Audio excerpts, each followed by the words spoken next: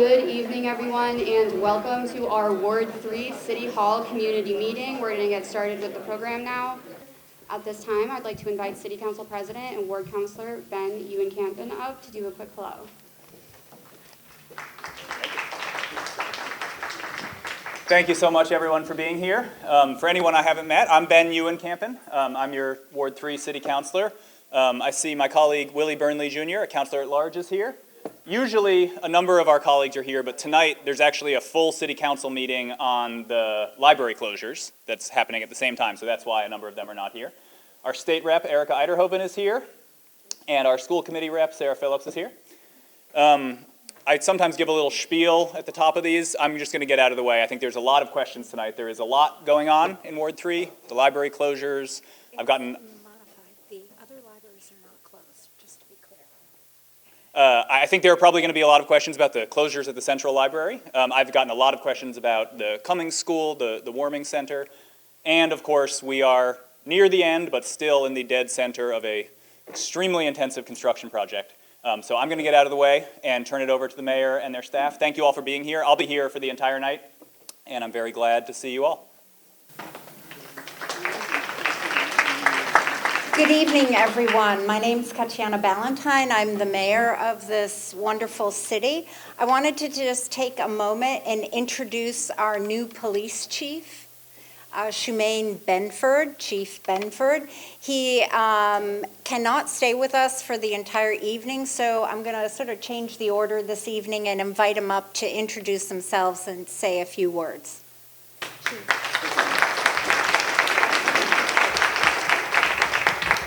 Good evening, Ward 3. How are you this evening?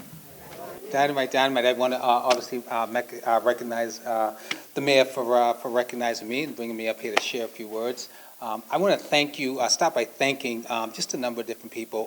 First and foremost, I want to thank the community for giving me and providing me with this opportunity to serve this city. I lived in Somerville for a short period, and I remember my experiences and the experiences of my mother. And I often, and I told the story in the past about when I'm not there as a caregiver of my family, I want to feel rest assured that they're safe. And I always felt that way when my family lived here. We felt a welcoming city back then, and I hope that I will be able to do my part to ensure that that remains the case today and find some way to help contribute to all the good work that's being done by our government officials as well as the community. I want to acknowledge my SPD members and colleagues that are here tonight. I am a big proponent of publicly recognizing them for their work, so they'll be carrying the evening with the presentation, and just want to thank them. And I want to close by just mentioning very briefly, as I opened with thanking you for the opportunity to serve your community. I look forward to working with the community and ensuring that SPD is a stakeholder in the work that we do, but most importantly, understanding and welcoming in the tolerance level of the community and how we go about policing in the 21st century. I do, as the mayor mentioned, I want to apologize for having to pull out. I am in the final two to 3 weeks of reconciling my schedule from old and new, so hopefully it'll be more standardized in the coming weeks, but I want to truly thank you from the bottom of my heart and look forward to working with all of you and pledge to do my best to earn your trust and confidence, not just in me, but in the Somerville Police Department. So thank you very much.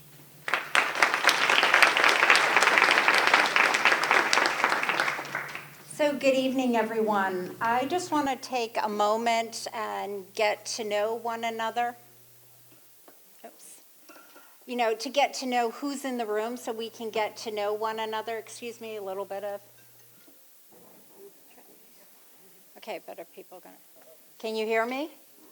Okay, all right, great. So I usually start off by just asking some questions and asking you to raise your hand if it identifies you.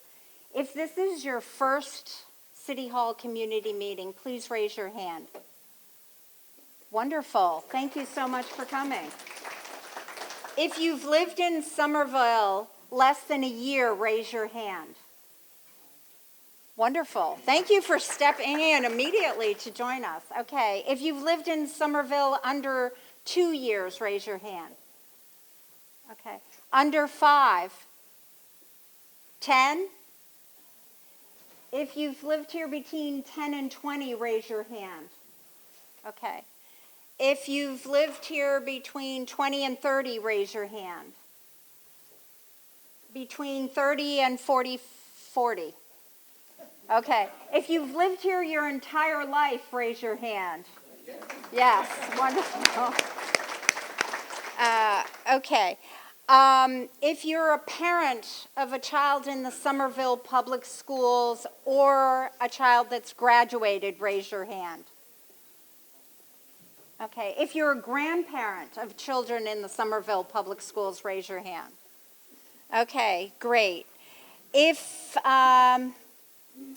raise your hand if you walk or bike the community path. Okay. If you have ridden the green line, the new green line. Okay, great. If you're a pet owner, raise your hand. Okay, great. So now we've gotten to know one another. So thank you very much for that. Tonight, I'm going to focus on some of our most fundamentally important work that the city does for the community, not just to meet our basic or critical needs, but to achieve our most aspirational goals.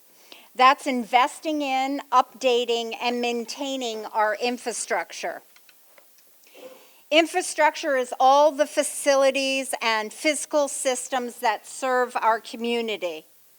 At the city level, that means that everything from roads, buildings, infrastructure, sidewalk, utilities like water and sewer, our public parks, playgrounds, to smaller items like manhole covers and streetlights.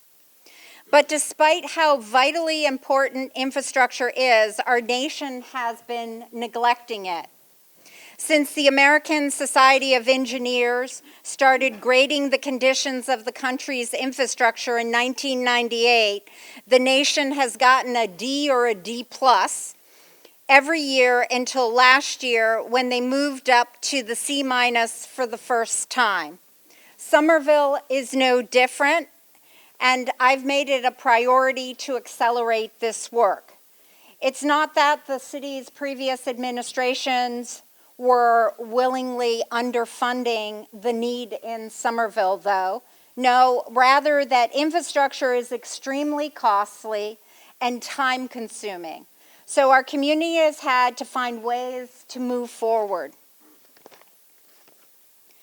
We've done this in a number of ways. We've planned ahead to build up revenue streams and completed years of visioning and planning. We've been smart to bring in community-driven development that creates new tax revenue to fund our needs. We've also improved our bond rating, so strong fiscal management is a central focus of my administration that goes hand in hand with making infrastructure projects possible.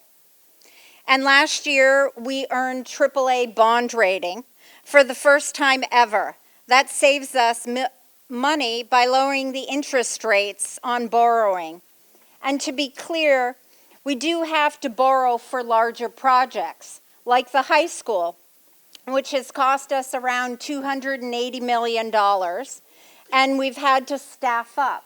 For example, in the past 7 years, we've increased our infrastructure and asset management staff from 8 to 35. To our community's credit, and via measures, we've been able to begin righting the ship. But it's going to take time, determination, and more of those traffic detours we all love to keep moving forward. A key thing about this infrastructure is that most of the items were built in the 1800s and the early 1900s. That includes our network of roads, many of our buildings, and especially our sewer, many of which are more than 100 years old.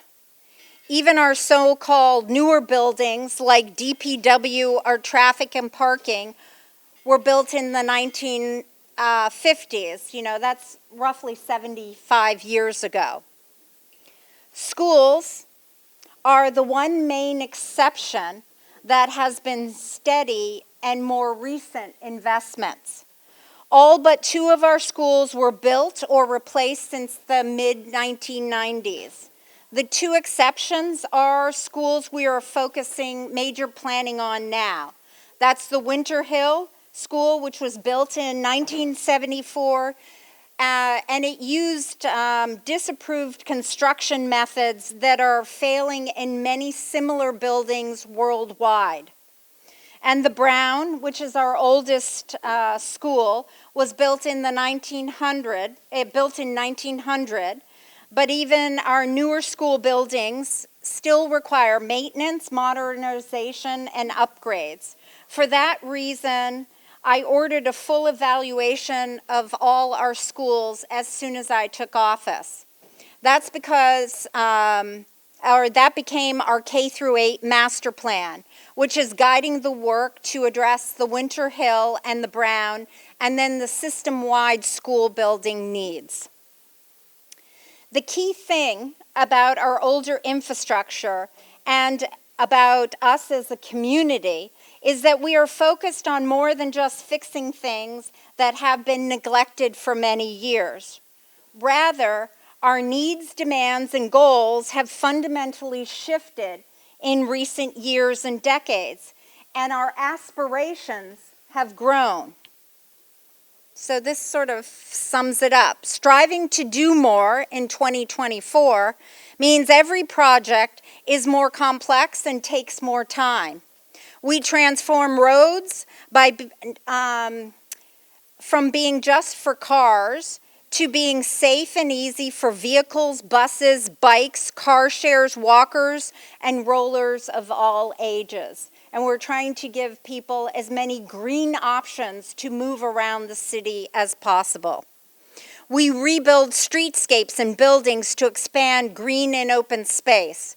We don't just replace failed water mains, we build to reduce flooding, sewer backup into our homes and businesses.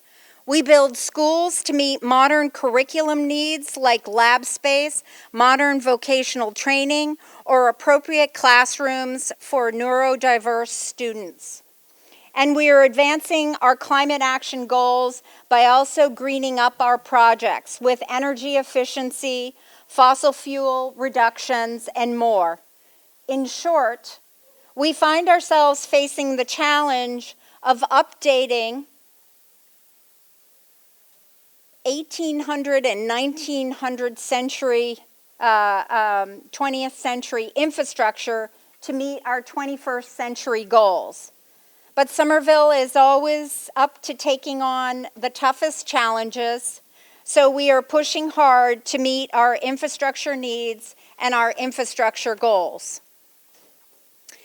So just to look at some of the work underway and recently completed, we have a series of slides you can review in more detail later in your handouts and online.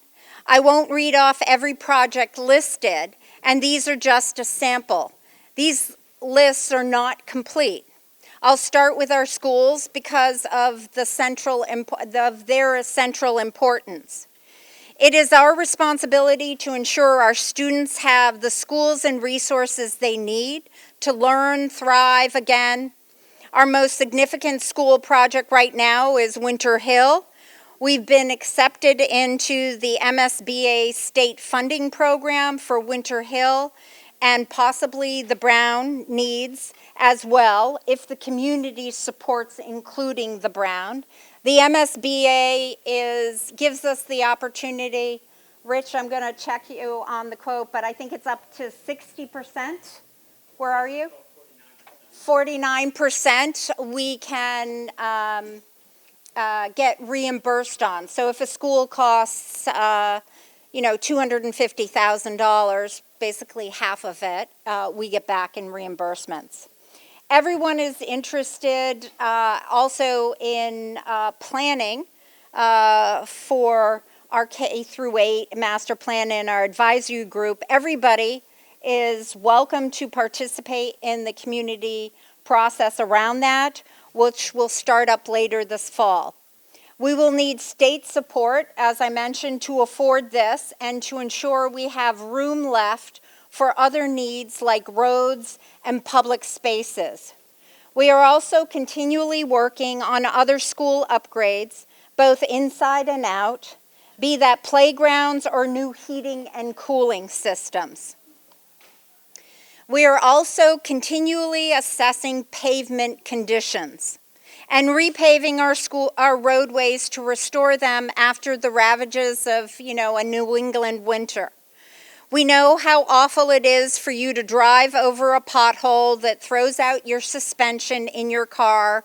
So in addition to pothole filling, we have our paving program targets streets in the most need of repair. The map here is also online. It's interactive. It shows what we've paved recently, what's coming up. Purple are streets under contract right now for completion by next year. Blue are planned for the coming 5 years. We also want everyone of every ability to be able to navigate our sidewalks. So in addition to spot sidewalk repairs, we work systematically as well to upgrade full sidewalks for accessibility and safety. When we can, we roll sidewalks into street projects, which brings those all-important cost savings. We just completed phase 1 of the repaving of Highland Ave. I know it seems like it took forever. That's partly due to the pandemic. It also because we upgraded the sewers and other underground utilities first before putting down interim paving. Soon, we'll start the design process for the full redesign with the community's priorities at the forefront. We've got more projects underway for Elm and Beacon and Broadway and Western Pearl Street, Washington Street, and more. We also recently completed projects on Eastern Pearl Street, Powderhouse Boulevard, Holland Street, and more. In our recent Public Safety for All survey, the number one safety concern, public safety concern, raised over and over again was traffic safety. We heard you then and before, and my administration has been greatly increasing the pace of traffic calming installations as part of our infrastructure work. We are installing safety features like raised crosswalks, speed bumps, and traffic circles at significantly higher rates than pre-pandemic years.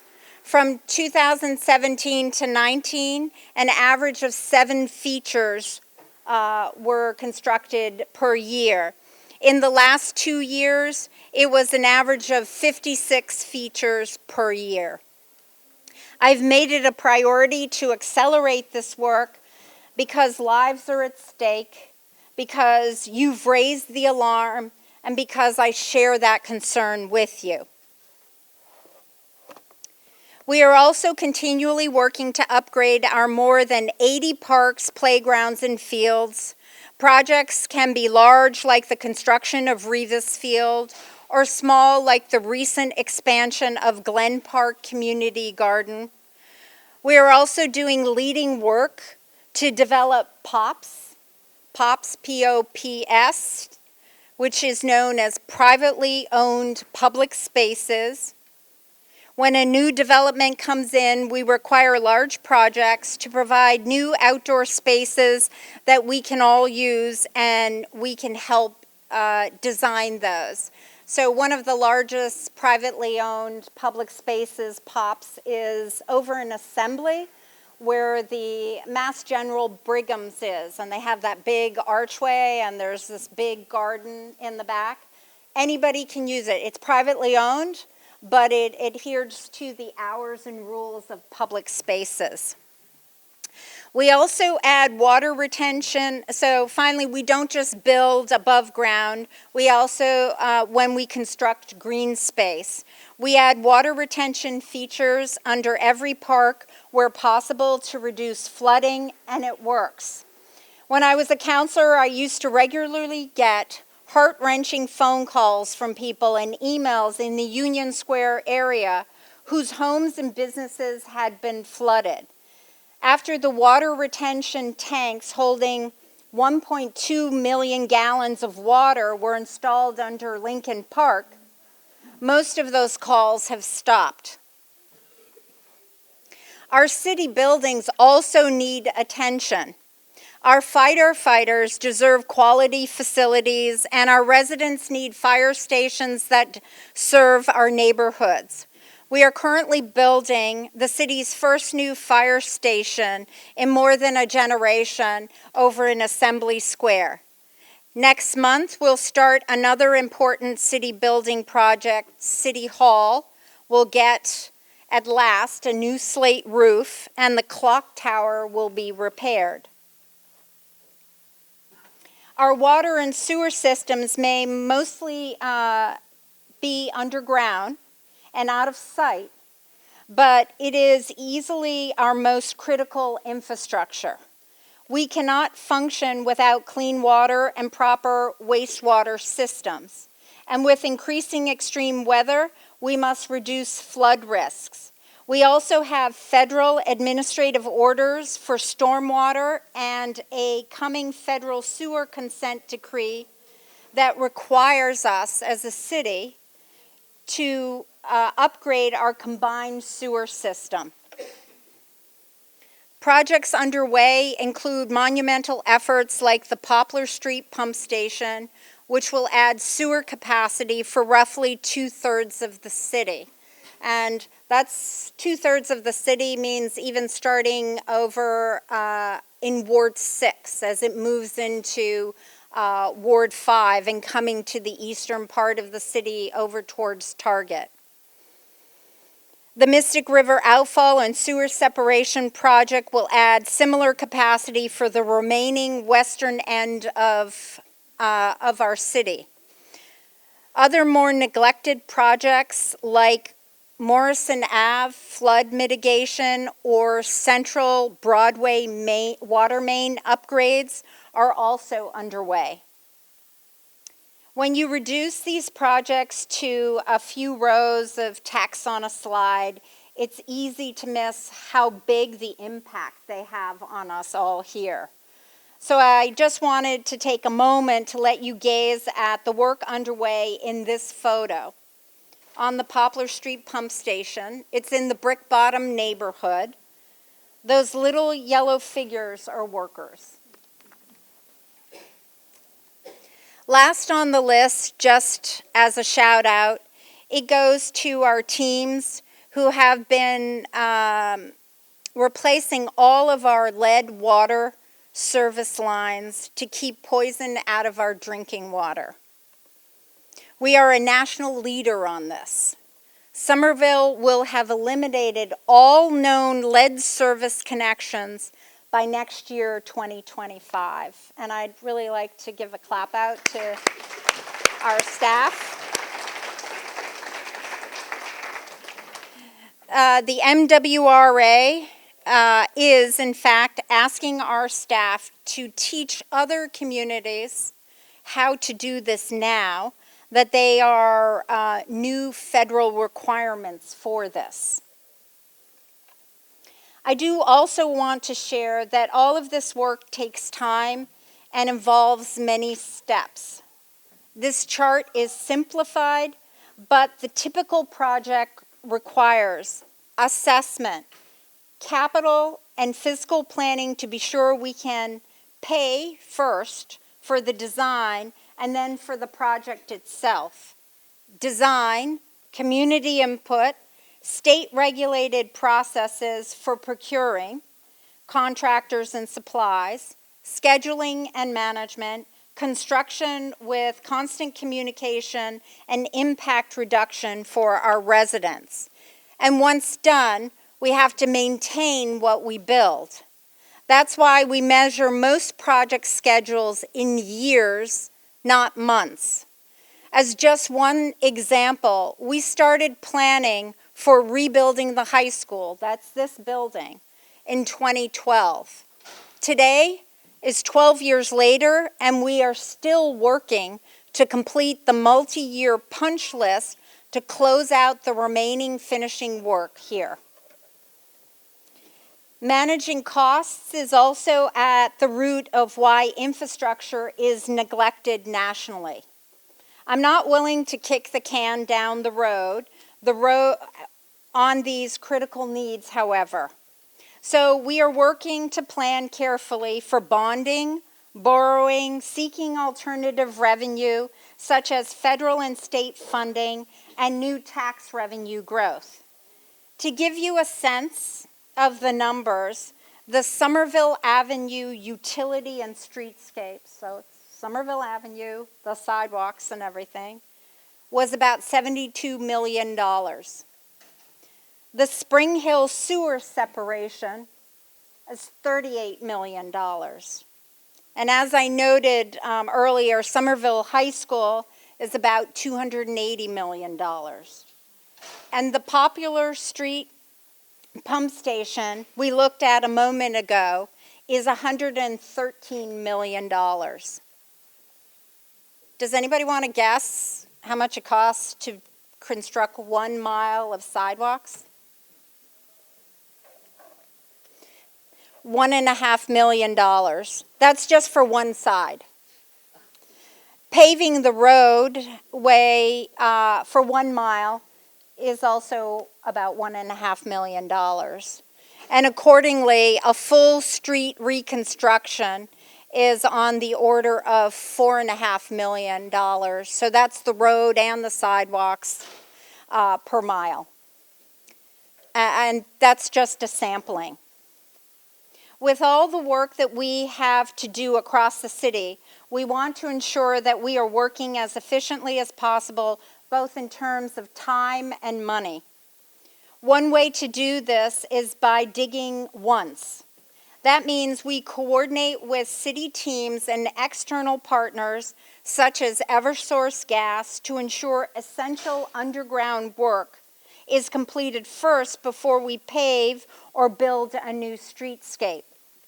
This means that the community can enjoy safer, newly paved roads without having to worry that they will be disturbed or dug up again by major utility work. It also makes sense in terms of lower costs. We don't have to pay to repair the damage that was caused. Another way we work more efficiently is by pursuing multiple goals within a single project. For example, Spring Hill Sewer Separation Project is primarily a stormwater management project. Its main goal is to reduce flooding in the city, reduce water pollution, and modernize our underground infrastructure. But a project of this scale gives us an opportunity to reimagine the streetscape. That's the above ground, and to weave in our goals and aspirations too. So we plan to build in additional features of safety, mobility, accessibility, and sustainability by bringing more greenery to the neighborhood. To sum it up, it's good to step back and reflect one more time. Why are we doing this work? Why are we investing our dollars in infrastructure?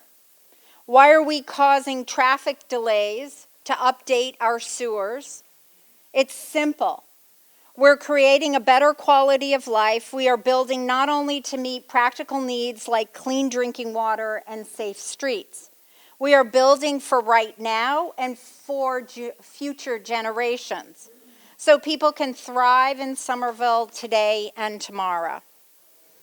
So that's all. Thank you for listening for my portion.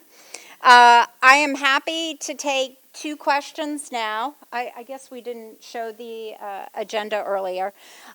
2 questions now. Do you want to put the agenda up just so people know what's coming on? And I'm here all evening, so I will be answering questions with everybody. Thank you.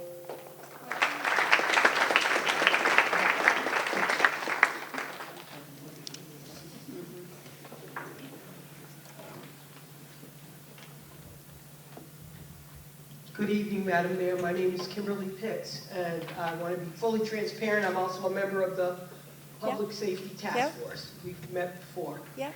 My question isn't about infrastructure, because that's not my concern. I want to know why the library situation is not on the agenda. I think that's one of the most important things that we have going on now in Ward 3, and I think that's something that we need to address immediately.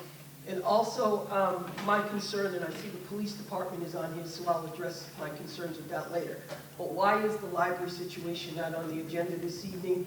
I know that you have a city council meeting going on addressing that, but this is a prime place for us to have this discussion, because that is important. Some people are being assaulted, and those things need to be addressed. I know a lot about this situation.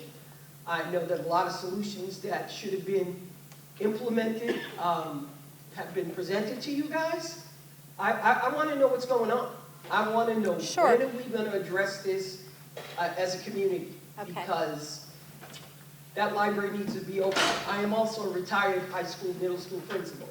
So the value of education and the value of that library as a community center needs to be addressed. We should not be closing down a library, especially after school. We should have senior citizens able to go in and out of that library safely. We should have children be able to go out in and out of that library. I've been taking some trips. I walk. I live on Westwood Road. So I walk around, I talk to people, I talk to students. We need to address these issues tonight, and I know the infrastructure is a mess, but the safety of my community is more important. The education of our children and the value of senior citizens in this community is my concern. So thank you. Thank you very much for your question. Thank you for serving on the Public Safety for All Task Force. I know you all met the chief earlier. I want to zoom out a little bit. The idea to modify the main branch hours was thinking about the whole community and all users. The first question that I asked when this was brought up was, how do we make sure that the Somerville High School students still have library services? So library services continued here at the high school. So for any student who wanted library services, they were available until 4 o'clock. There was never a gap on that. We did not stop any programming. The West and the East Branch were over. There were meetings that included the Somerville Public Schools and the librarians and staff. I just want to say as a forefront, to repeat importantly, safety is really important. Having a safe and healthy work environment for our employees is very important. So, we started to deconstruct it a little. Can we make sure we can keep the services for the youth on? There are, I won't gather to say, but there are a number of athletic programs here that we're continuing at the high school. Clubs are starting. One of the first things I did when I came on was work with our youth and ask them, what kind of space do you want outside of the schools? And they said to me, we want teen centers, plural. And they identified it with me. They did a whole bunch of research, work with the design school at Harvard to collect data. And what the teens said was, we want 15-minute walk centers. We want smaller places. We have the big places, at the high school, but we want places that we can just hang out. So we opened the Edgerly School as a space, the Powder House School. Yes, the teen room in the high school at the main branch was always available. With our community partners, we have 165 Cross Street, which is also a space that we use with our nonprofit Teen Empowerment, and we use community space of the teens over, it's called Summer Nova, but that is in the, I would say, over near where Aeronaut Brewery is. And we are currently looking, or we're going to be announcing shortly, additional space and activities over at Founders Rink. So it's a multi-purpose area. But more announcements on that will come within the next week. Conversations with the schools was, when kids leave the schools and they're moving to other places, is it the parks? Is it walking on the community path? Is it using other buildings that we have? Is how do we ensure wraparound services? So we're not just dealing with one incident, but if our schools have some ability to help us identify those students who are most in need, can they do that during the school year? So there is privacy issues, some of the things that we can talk about on the school side, we can't on the public side. We are, some of the other things is, like Somerville Public Schools, the school said, you should do a sign-in sheet. And you should require students to show an ID to come into the libraries. That is really sort of, that is not something that philosophically the libraries and the trustees felt positive about, and actually our attorney said was not necessarily the best way to go, because we want to make sure that all residents can go there without concern of having to identify who they are there. So it's the wraparound services. It's so what we also are. The library said so. After much discussion, is what works well and what is the baseline to open. So our hope is the modified hours at the main branch, those 2 hours, will open, we're hoping, days. So it's not months, it's days. We are going to, they have asked for external cameras. Those have been installed. We are going to have, as we have here at the high school, we have community engagement specialists. They are like security, additional help, but they are going to be, and we're interviewing people now for that. They are, they're going to be, our priority is that they're skilled in de-escalation. They know how to have conversations. They know what it's like to also be around vulnerable residents in Somerville. It's not just youth, but it's also our adults. So yeah, there's multiple things going on right now. We're hoping, after the interviews, that we will be able to announce, because they're happening today. It's literally been, I would say, not quite hour by hour, but in the mornings we get updates, and in the afternoon we might have progressed very long. But we're hoping to share more information again. But the idea is the library will be opening in days, and this is not a weeks type of thing. So thank you very much for the question.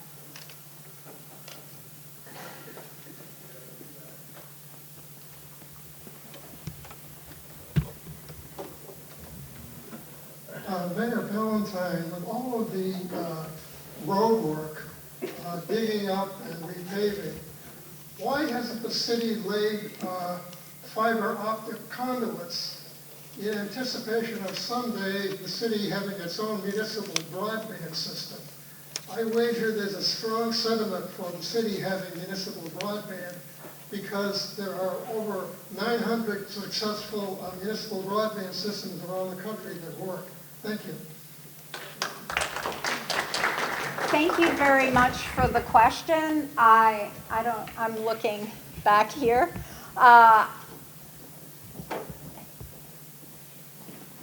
So I'm going to introduce Rich Raish, our Director of Infrastructure and Asset Management, to help us on this question.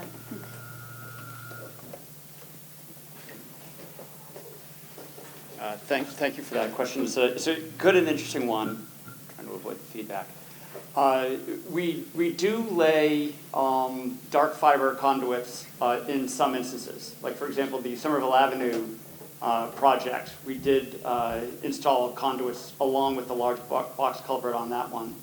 A lot of the other smaller scale utility replacement, if we're just doing a water main rehabilitation or the sewer separation, the area afforded to us on the side streets isn't sufficient for us to add the additional duct bank because we're very congested under the ground between water, sewer, drain, gas, sometimes private utilities as well.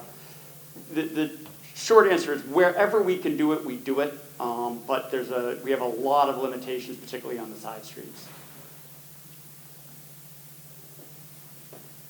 So we're gonna move on to the next speaker, but I wanted to take a moment and ask our city staff to stand, and I'm going to sort of read off or shout out their departments. The reason I try to do this up front is if you have to leave early and there is a specific question that you want to ask, you'll at least know who you have to go with. And so can city staff please stand up? And if you're standing already, can you just move in this way a little bit? And okay, you know what I'm going to ask is, can you just shout out your department because we want to go through quickly. Thank you all for being here. So we're going to start to the left. Alicia Privet, I do rodent control. Ed Hardy and Eileen Costa from Constituent Services 311. Mike, back there. Mike Poloni, Housing Division. Vanessa Bukili, Public Space and Urban Forestry. Nick Salerno, Elections. Nick Alacalo, Communications. Victoria McGregor, also Communications. Connor McCombs, Health and Human Services. Ashley Spiliotis from the Council on Aging. Ellen Schachter, Office of Housing and Stability. Luis Kishpe, Strategic Planning and Equity Manager for our Office of Strategic Planning and Community Development. Ben Demers, Economic Development. Sean Tierney, Fire Department. Amanda Madgen-Williams, Director of Racial and Social Justice. Jeff DiGregorio, Police Department. Mike Perone, Police Department. Louder on that side. Josh Eckert Lee, Sustainability and Environment. Blair Wong, Digital Bridge Initiative, Economic Development.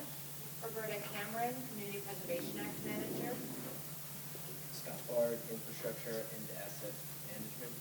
Dan, back there. Dan Bartman, Planning, Preservation and Zoning. Sarah White, Planning, Preservation and Zoning. Everybody, Brad Rawson, Mobility Division. Jesse Moose, Infrastructure and Asset Management, Construction Liaison. Rich Raish, I also work with this guy. Christina McNulty, I work in communications.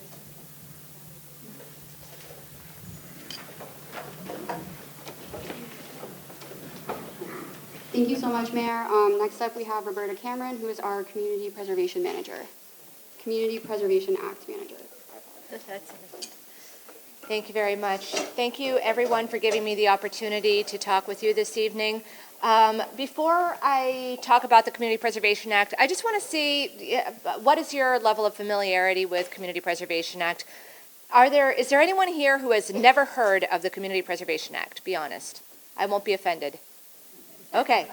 We got a few. All right, so I'm going to start at the very beginning. Community Preservation Act was enacted by the state legislature in 2000. It enables cities and towns who opt in to levy a small surcharge on local property taxes that goes into a fund that pays for open space and outdoor recreation, historic preservation, and affordable housing.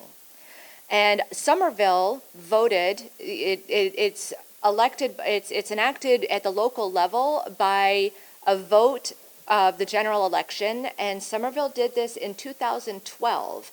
At that time, electing to put a 1.5% surcharge on top of local property tax bills. So whatever the property tax bill was, the CPA surcharge added 1.5% that went into this fund that pays for these programs. Next slide. So we are now celebrating 10 years that this program has been in action. It was adopted in 2012, but it was in 2014 that it really got off the ground in the city.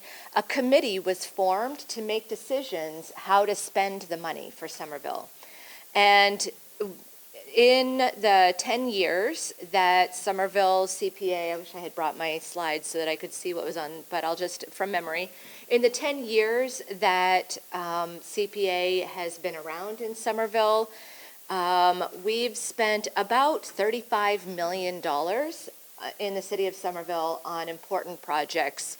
We've contributed to the creation of over 80 affordable housing units so far, and another 150 housing units are in the pipeline right now, supported by CPA.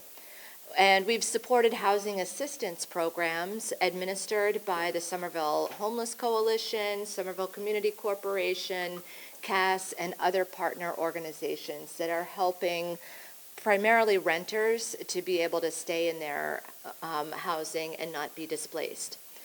We have expanded and improved open space parks and schoolyards, implementing the city's open space plans, creating resilient and healthy outdoor spaces. Examples right in this area include the central playground right in front of the library was funded with CPA funding.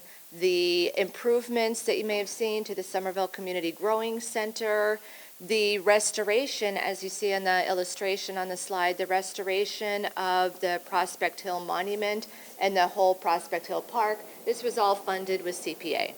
So we've preserved iconic Somerville landmarks, as you see, but some of the work that I'm the most proud of with CPA has been upgrading historic buildings, making them safe and accessible for community use. It has been an investment in public space, indoor public space in the city.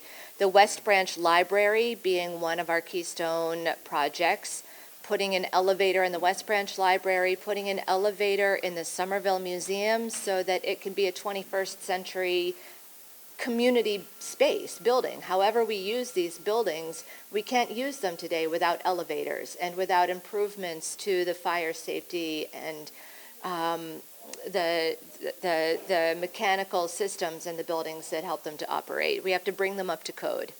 So I also wanted to point out that in the last 10 years, 24 million in local revenue, that's the surcharge that we've collected, has generated $7 million in state matching funds that directly came to the city because of the CPA program. But all those projects that I've talked about also entailed funding from other sources, and we've leveraged over $300 million in funds from other sources with that little bit of money that we've raised locally to contribute to these projects. So aside from celebrating the 10-year anniversary, the other reason why I'm here today is to bring to your attention the fact that there is going to be a question on the ballot this November election. Question 6 on the ballot asks whether the city should raise that surcharge from 1.5% to the maximum that the state allows, which is 3%. So this will double the budget. The CPA program currently generates about $3 million a year, and we saw the numbers that the mayor gave us a few minutes ago in her talk. $3 million a year doesn't go very far toward all of the needs that we're talking about. So it's a drop in the bucket, but it's a really important drop in the bucket that's going to increase our ability to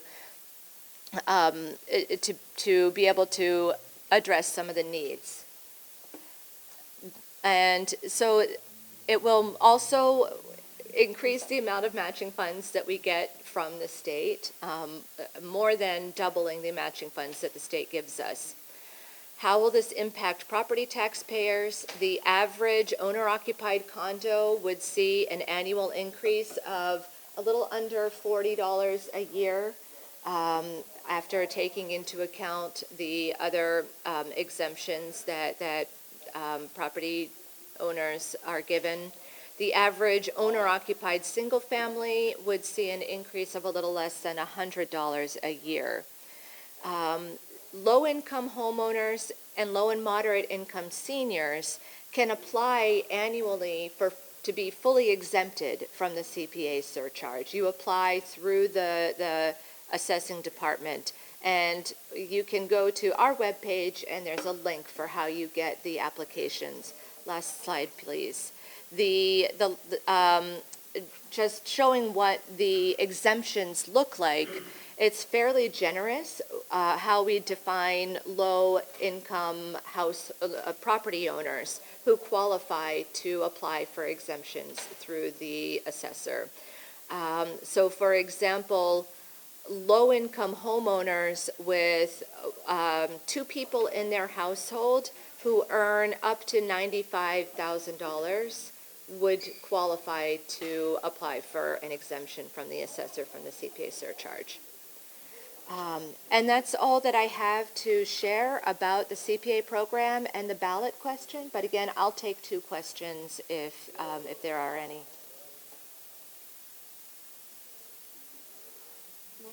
Thank you, everyone.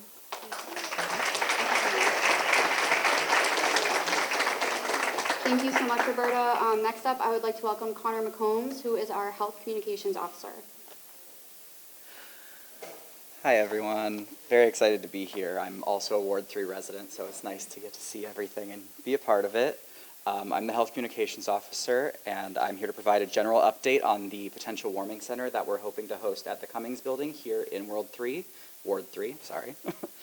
Unfortunately, Director Carroll, who is the project lead on this project, was not able to be here tonight, so I'm really planning to give a general update and take back your questions and concerns to our team, which includes Director Carroll, our emergency management team, and many other city departments that are working on this project. If you have specific questions, we are planning to host a upcoming community meeting all about the warming center, where you can get all the information that we'll have for you there. So the Cummings Building here between Prescott Street and School Street, I believe we're leaning towards the Prescott side after the assessment, is being explored as a potential use for the emergency warming center this year. The warming center is proposed to run from early winter to all the way into April so that we can provide a warm place to sleep throughout the coldest months of the year here in Somerville. The school committee has given us permission to use the building, which, yay, thank you so much to our school committee members. We appreciate it. It's currently being assessed for the planning, and those plans are under review by an architect as we move forward to make sure everything is safe and can be done in a reasonable timeline to get things off the ground. The timeline will be finalized, and that's the kind of info you can expect in the upcoming community meeting that we're planning to host in the coming weeks. We need a warming center here in Somerville because of the extreme temperatures. These temperatures have gotten more and more unpredictable every year, with our record low last year of -10 on the coldest recorded day, and I believe 67 years. I could be wrong on that year, but somewhere in that range. The warming center provides to approximately 20 people a night. We provide warmth, shelter, food, water, and we're aiming this year to expand the hours that our operator is able to run the warming center so that people are there from dusk to dawn, or not dawn, but dusk to early morning. The proposed hours right now are 5 p.m. to 9 a.m., and there will be some transportation services provided. All of that's currently being ironed out with the vendor as we go through our requisition process. For more information on this, you can always check out our website, thesomervillema.gov/warming center, or call 311 if you have a more specific question that's not on there. And like I said, you can look out on our website, on our newsletter that our comms team sends out, and on social media for updates on when to expect the community meeting with much more detail on the warming center. I know this is a really high-level overview. And yeah, I'll be happy to take 2 or 3 questions on the warming center at this time.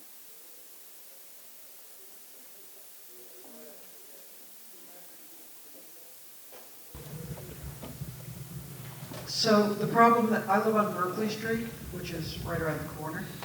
The problem I have is, why do people have to leave? And where are they going to go at 9 o'clock in the morning?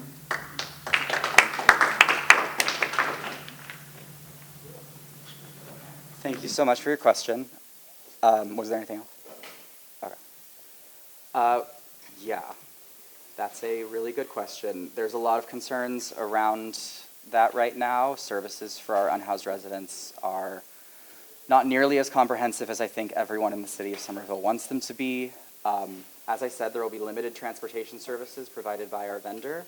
We're hoping that we can arrange for people to be brought to and from the warming center when we open and when we close, to places like the Somerville Homeless Coalition and many of our other community partners and services around the city and in surrounding areas.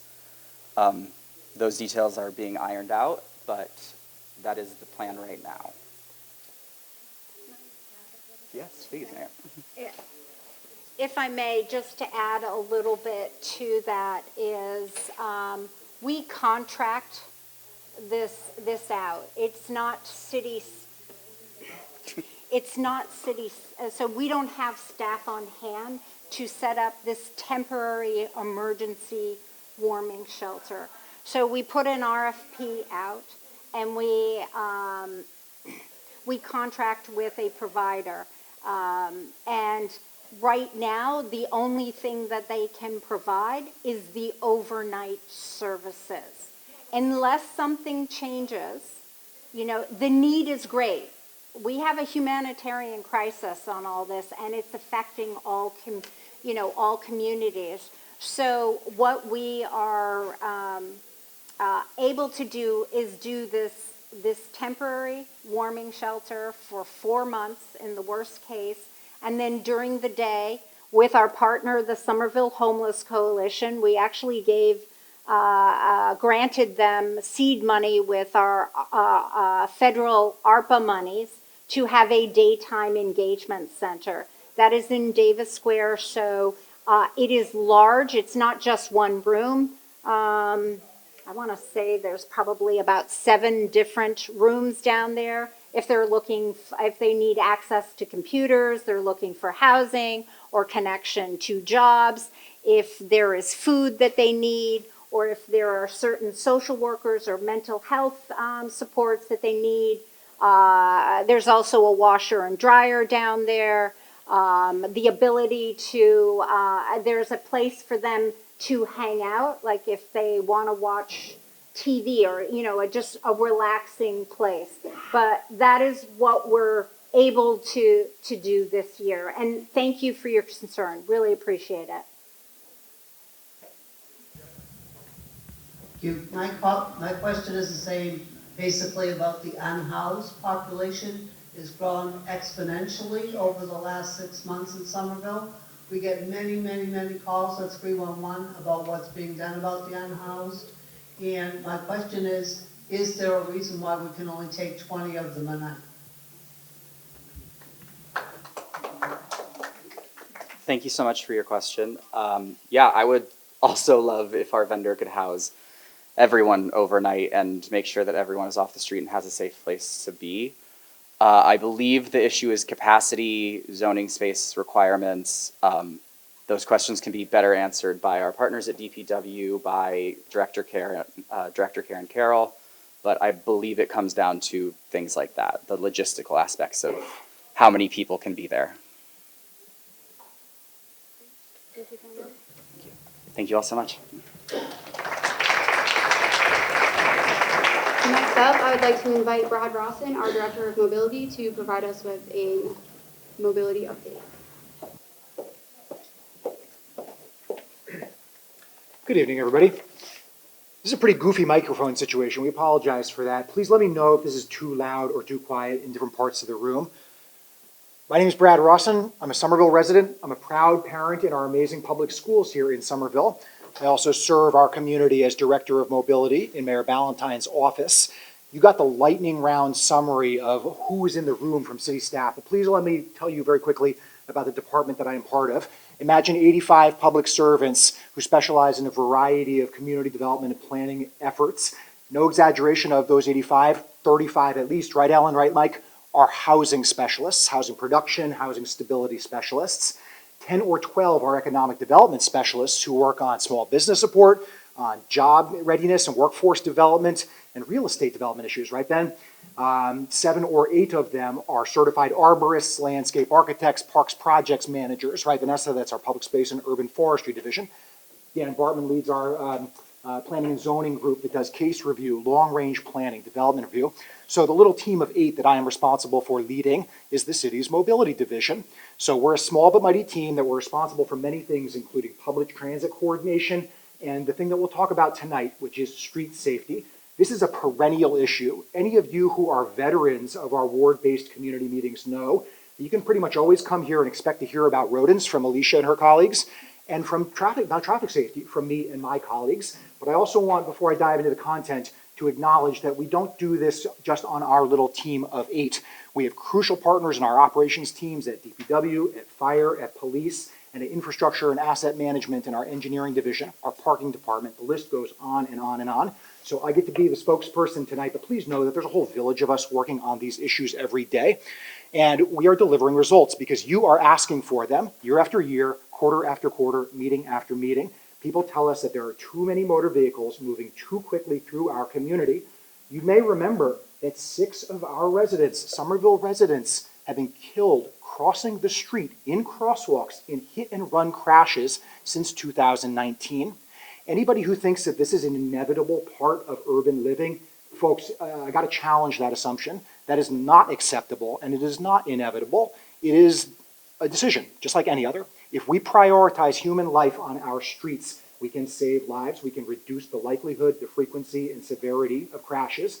And a lot of this comes down to sometimes controversial stuff, making it a little slower and less comfortable to drive around the city. We just want to name that and acknowledge that. We're not going to hide from these trade-offs, but you, year after year, are telling us that it's not okay to feel under threat when you're crossing the street.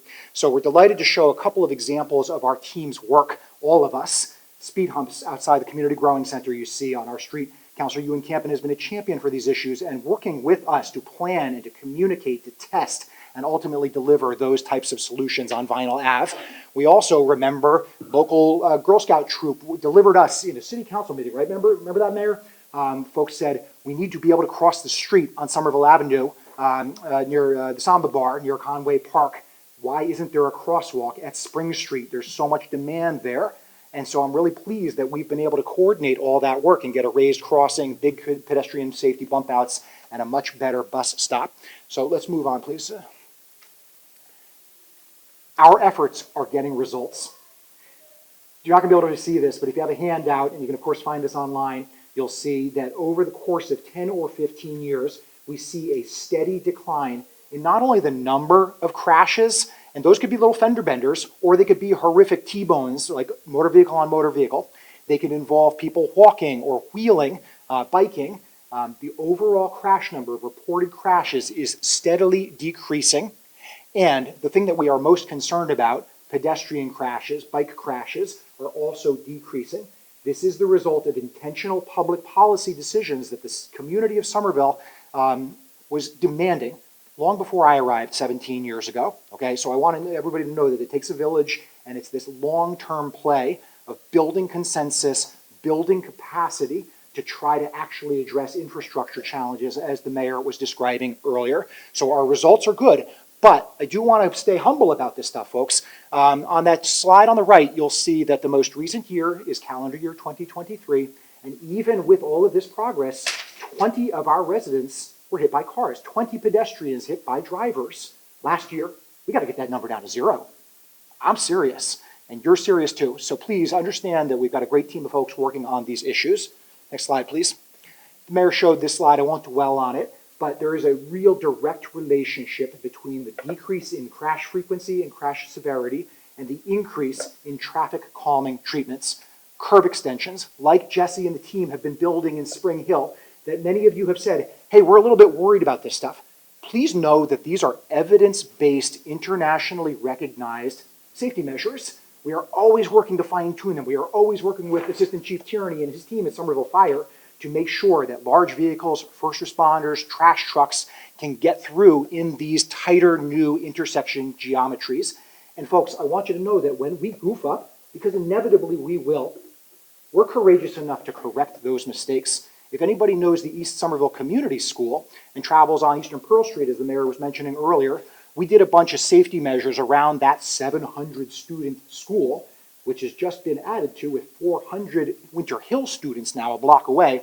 And we built a series of really interesting and important neighborhood traffic circles, but sometimes the designs on the computer screen or on the plan sheet don't actually match up in reality. Our contractors went out and built stuff, and then our DPW teams were saying, oh my goodness, we're using a slightly longer plow blade than we had given you information on 3 years ago when you were in design. Can you guys change this? Often, folks like us would say, sorry, we built it, we'll come back in 5 years. But that's not the Somerville culture. We would say, okay, we hear you. There's a problem, Assistant Chief Deanna. We hear you, Commissioner Lathan. There's a problem. We're going to go correct this. And so we modify stuff. We're doing that throughout the Spring Hill project right now, just in the cases where Sean's team has been testing, moving the ladder truck around, moving pumper trucks around, moving garbage trucks around. So please know that this is not like abstract dogma. We're going to design the most pedestrian-safe streets possible and ignore the realities of moving around our city with delivery trucks, fire trucks, etc. Okay, thanks. More to come. We're achieving great productions. You can also get involved. It's another thing that our city council, our mayor, has been asking for years. Can we make sure that our residents have access to the information that our staff are using? Can we make sure that we are forecasting where this work is going to occur? We don't want to do this work to our residents. We want to do it with you. And that involves as much live time information sharing as possible. So I'm really pleased that an evolution of our work over the years is an interactive map. I'm sure you're going to be shocked. There's an interactive map that you can find online that says, here's where you can anticipate speed humps, raised crosswalks, all of these traffic safety elements. So here are a few of the links. You're in your slides and your presentation. It's really easy to find us online. We're also trying to make sure we're explaining these benefits, why we designed these streets this way, and what are the results that we're hoping to achieve. So happy to answer a couple of questions about those. I'm just about done. Last commercial for the evening here, and then take a couple questions. When we are doing major projects like Spring Hill, like Pearl Street that the mayor mentioned, we try to make sure we are meeting community members where they are at. Community meetings like this in middle school and high school cafeterias work well for many of our residents, but not for all. So we will continue to do those. However, we will complement them with street outreach, with flyering at bus stops, with tabling at arrival and dismissal hours at our elementary schools, knocking on doors with merchant visits and small business community, a million other ways, surveys, translated materials, you get the point. We don't want to take any of our 80,000 residents for granted. We're not perfect, we can't be everywhere, and yet we are really picking up our game, not only in terms of how to deliver these projects and these investments, but how to make sure that we are communicating the intent and the progress and the results. So I hope that was a helpful kind of whirlwind summary of our street safety program. I'll answer a couple of questions, get out of the way for the next presenter, and then I'll be here all evening for any follow-up conversations. Thanks, everybody. Hi, thank you. I'm a Ward 3 resident, and when I look at the streets, we have small streets, which go to large streets. So small streets like Prescott, which go to larger streets like McGrath, or medium-sized streets that go like McGrath, which go to big streets like 93. So a number of lanes of McGrath have been shut off. And I can tell you that there are hundreds of cars, hundreds, that go south in the morning, down Prescott, down School, down Cedar, whichever direction they go. And in the afternoon, they come back up the hill.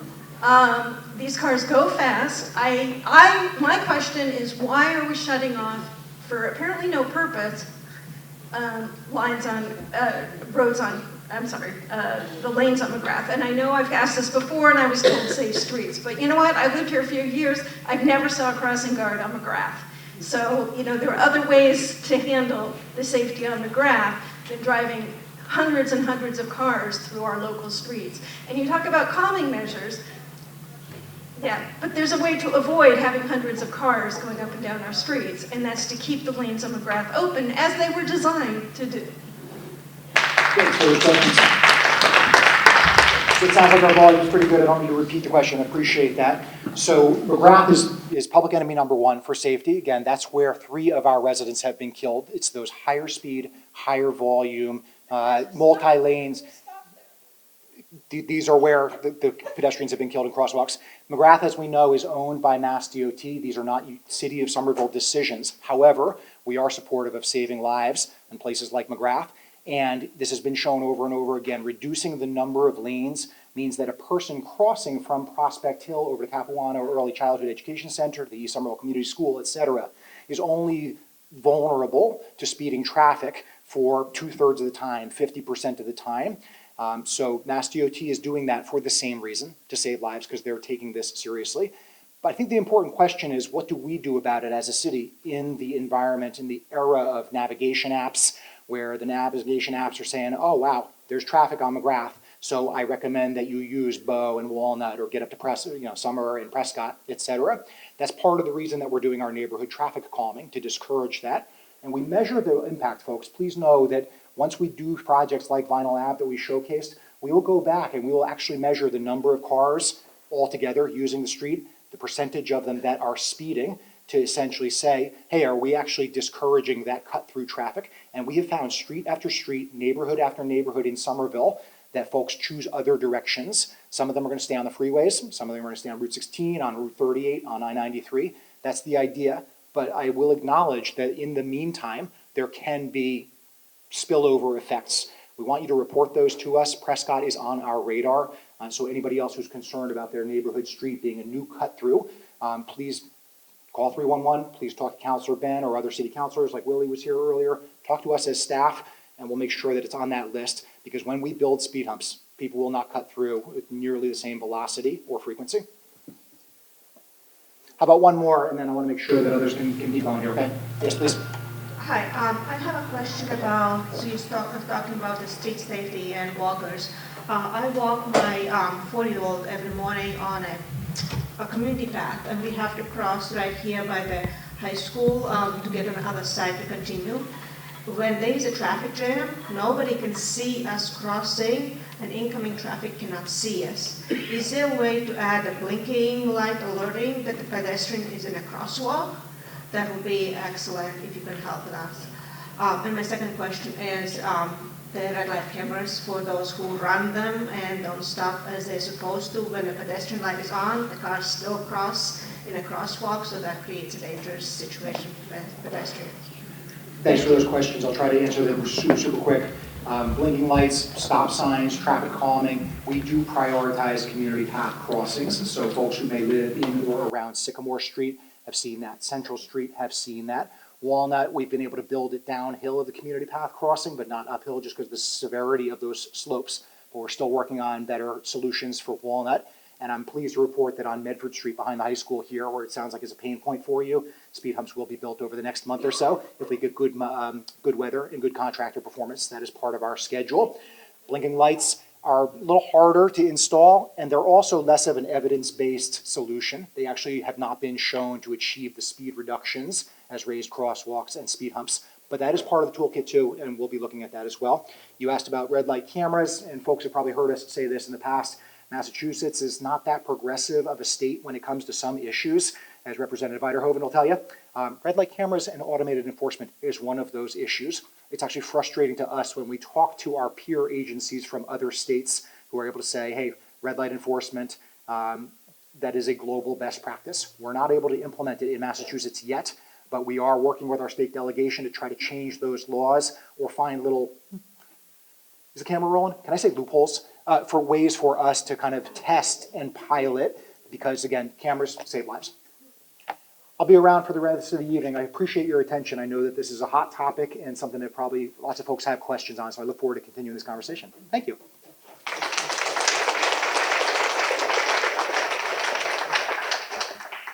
Thank you so much, Brad. Next up from the Somerville Police Department, we have Captain Jeff DiGregorio and Lieutenant Mike Perrone. Hi, everybody. My name is Jeff DiGregorio. I'm with Lieutenant Michael Perrone. A little about me. I grew up on Olive Ave, which is technically Ward 5, but I like to think of it as Ward 3 adjacent. I went to St. Catherine's School, which is now, I believe, St. Teresa's. And early on in my career, I worked Car 3, the area car. So I have strong roots in this area. You go to the next slide. Just to talk a little bit about crime stats over the last year. Overall crime, Part 1 crimes, which are, your B&E motor vehicles, your robberies, your aggravated assaults, those overall are up 10% citywide. For Ward 3, they're up 23%. Not to minimize any crime or anything, but it's a smaller data set, so any increase will send the percentage up higher. But we've seen increases in burglaries, up 13 over the last year. Aggravated assault. Oh, is that better? Better? Yeah. Sorry. Should I start over? Are we good? Okay, thank you. So for Part 1 crimes in your ward, we've seen some increases in burglaries, up 13 from the previous year, aggravated assault plus 12 from the previous year, and larcenies up 12 from the last year. But we have seen decreases in breaking and entering of motor vehicles and motor vehicle theft. So what are we doing about this? So our area cars and our specialty units, detectives, are deployed based on patterns, data, hotspots, repeated incidents, and feedback from members of the community. If there's issues, you let us know and we can concentrate our resources there. Our officers are made aware of any patterns or hotspots through bulletins, communications, directed patrols, which are community-based. People have issues, they call us, we can move our resources. Sometimes as limited as they are, we do. And we like to continue to increase residents' awareness of crime through our social media. So go to the next slide, please.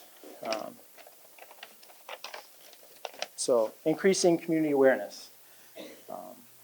With the goal of increasing community awareness and increasing transparency, the Somerville Police collaborated with Racial and Social Justice and Somerset to generate an open data portal. The public now has access online to view following data sets. So crime reports, call for service, traffic citations, motor vehicle crashes, all that's open. I will say there is a lag time. It's not real time because of investigative purposes and privacy concerns. So it is not up to date, but it's about a month behind. But I encourage you to go to this, and if you have questions, everything's right online. Go to the next slide, please.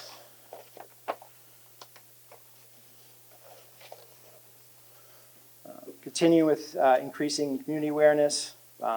We've begun to utilize community alert systems with the communications department of the city to send out important safety messages via text and email.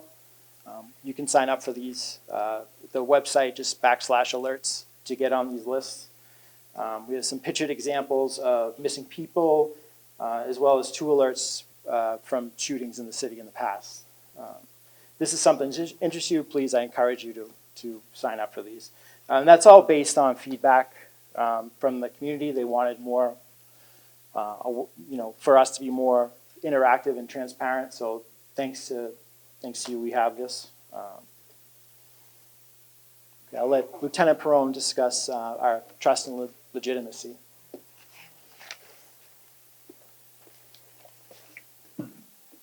Good evening, everybody. The police administration asked me to talk a little bit about some of our community engagement efforts here in the city. We want you to know that it is a priority for us to partner with you to deliver excellent public service. We can't have great public service truly in the city if we don't partner with our residents, listen to you, and try to find solutions to real problems. We try to engage the community in a variety of ways. Most recently, we just developed a new community affairs unit. It's a 3-person unit. They attend approximately 30 outreach and community events per month. Some of these include the Council on Aging, youth sports, and they also work with the homeless. And they've been a big part of addressing some of our issues around homelessness within the community recently. Recently, we brought out National Night Out in August. That had been kind of put on the shelf with the COVID-19 pandemic. It's a great night. It's a carnival atmosphere. It was led by a group of patrolmen within the police department who did a great job organizing it. It was a lot of fun, and we brought some of our residents out and brought our community together. And as a police department, we were able to engage the community and listen to some of the things that are going on to try to address some of the community's concerns. I'm currently serving as the director of the Junior Police Academy, which is it's probably our most major youth event within the city. We do that in collaboration with Parks and Recreation, and we host kids in the 5th to 8th grade, 10 to 14 years old. We teach them a variety of skills such as CPR and first aid, and we also have a lot of fun. We play games. We take them to Red Sox games. We teach them a little bit of what it's like to be a police officer in the city, and the goal of that, and the reason I enjoy doing it so much is, like me as a kid, I saw the police officers in the community doing the great work that they were doing then, and that inspired me to be a police officer today, and we're hoping to do that and turn it over to the next generation of guardians of the community in the future. So it's such an important program. We've had great success with it, and we hope to keep it going in the future. And finally, community events like these. We're here to listen to your concerns. We're here to try to answer questions that you have and to try to come up with solutions to problems. So we hope that you'll engage us and work with us to deliver excellent service to the citizens of the city.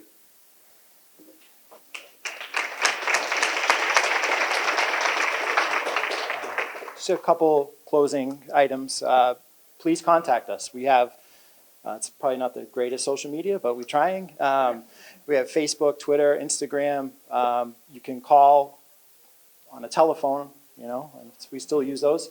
Also, you can, if you don't want to be named or you have a concern, you want to report something, we do have anonymous tip lines as well.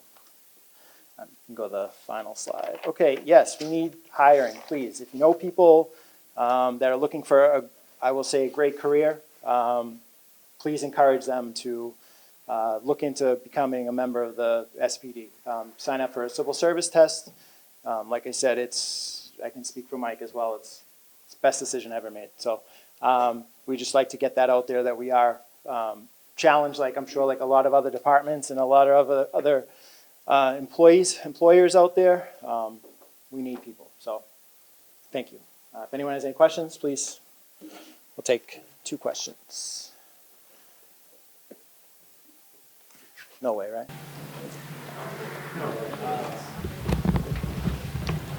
Hi there, my name is Luke Blash, and this is my wife McKenna and my daughter Celeste.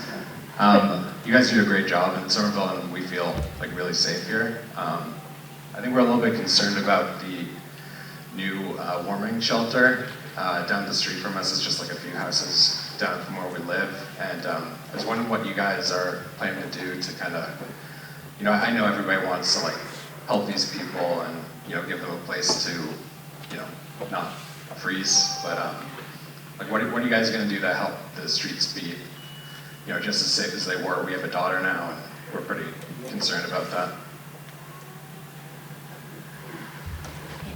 Thank you for the question. So we do have a great deal of involvement with homelessness within the city. Last year when we had warming centers, I do recall we were involved in the transportation of the unhoused to these centers. We also did staff overnight police officers in these locations to try to make the unhoused, the workers of these facilities and our residents feel safe. I believe we're going to continue to do that this year. We're there we do engage with the unhoused, and we do try to be around the community with them to make them and our residents feel safe. That's a philosophy of the police department. That's what we try to do to address some of the issues up in the Davis Square area, and we'll be doing that this winter as well. Will you station anybody on the street, like around the time when they might be coming in and out? So those are policy decisions that we do have a little bit of time to address. Part of the whole idea of these community meetings is to bring these back to the police administration and work with city government to try to address some of these issues. I think that's a great point, and I will bring that back to Chief Benford, and we'll look into that for this winter. Just to reiterate, there's going to be a specific community meeting on the warming center, so we will have more details for you. It'll happen next month. Okay, thank you.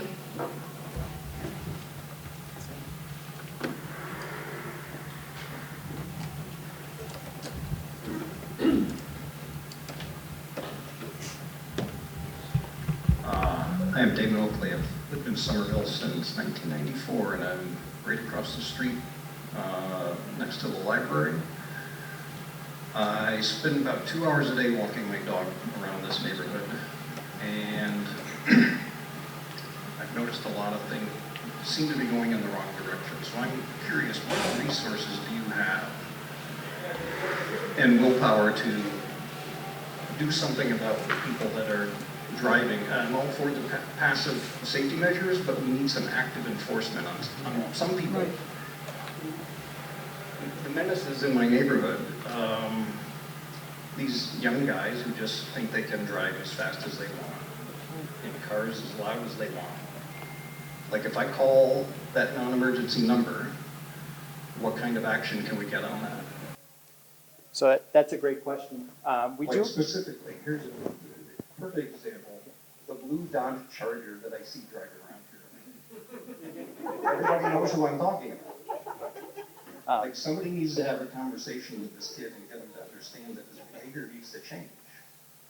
So we do have a dedicated traffic department, and they work with city stakeholders. You know, I know Lombardi Way is an issue, right? Just for example, it's gridlocked, all that, right? So we have resources to station people there at the intersections for, you know, up to 4 hours of time on traffic grants to enforce these. So if you have a particular intersection, street, I'll talk to you after this, I'll get the information, and I'll put it right into our director patrol book, and I'll reach out to the traffic lieutenant tomorrow and have somebody up there. So if you want to, we can reconnect, I can get all your... Okay. Okay, but we obviously, we have to see violations in order to do it, but we can, you know, if you know where they frequent, we can, you know, okay. All right.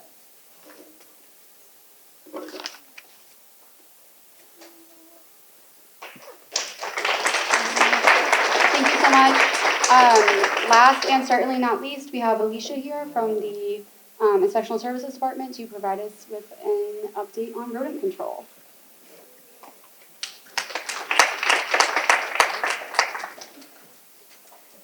Thank you. My name is Alicia Privet. I'm the Environmental Health Coordinator for the city. I'll just talk briefly about some projects we have going on this fall and some updates to our residential program.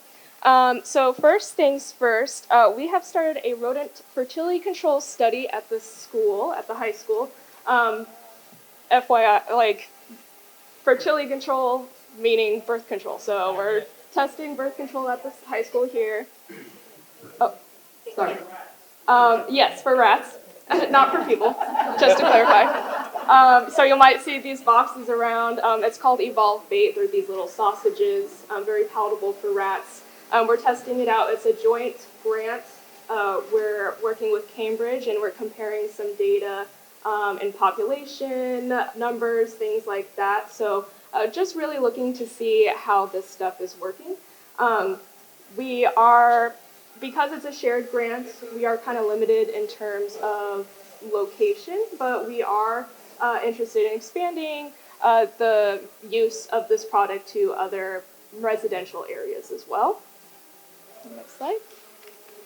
And then some updates. So for those of you, if you don't know about our residential rodent assistance program, it's a free baiting program through the city.